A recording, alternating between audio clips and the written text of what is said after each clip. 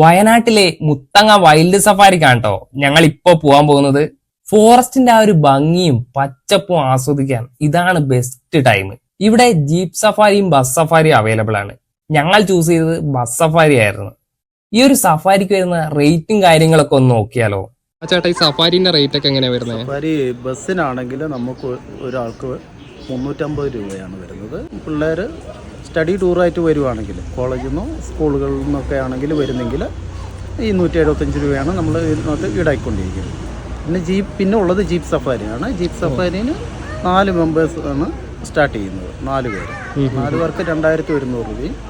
പിന്നെ വരുന്ന പാക്കേജ് 5 പേരുടെയാണ്. 5 പേർക്ക് നമ്മൾ ഈടാക്കുന്നത് 2410 രൂപയാണ്. പിന്നെ വരുന്നത് 6 പേരാണ്. 6 പേർക്ക് 2725 രൂപയാണ് ഇപ്പം നിലവിൽ നമ്മളിവിടെ ഈടാക്കിക്കൊണ്ടിരിക്കുന്ന ചാർജ്. ഉച്ചയ്ക്ക് ശേഷം പോയതുകൊണ്ടാണോ എന്ന് അറിയില്ല, ഞങ്ങൾക്ക് കുറച്ച് മാനുകളെയും മയിലുകളെയും മാത്രമേ സ്പോട്ട് ചെയ്യാൻ പറ്റിയുള്ളൂ.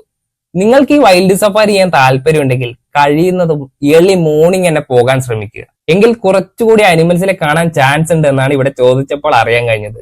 ഈ സഫാരിയുടെ കൂടുതൽ ഡീറ്റെയിൽസ് അറിയാനായി താഴെ ഡിസ്ക്രിപ്ഷനിൽ കൊടുത്തിരിക്കുന്ന നമ്പറിൽ കോൺടാക്ട് ചെയ്താൽ മതി.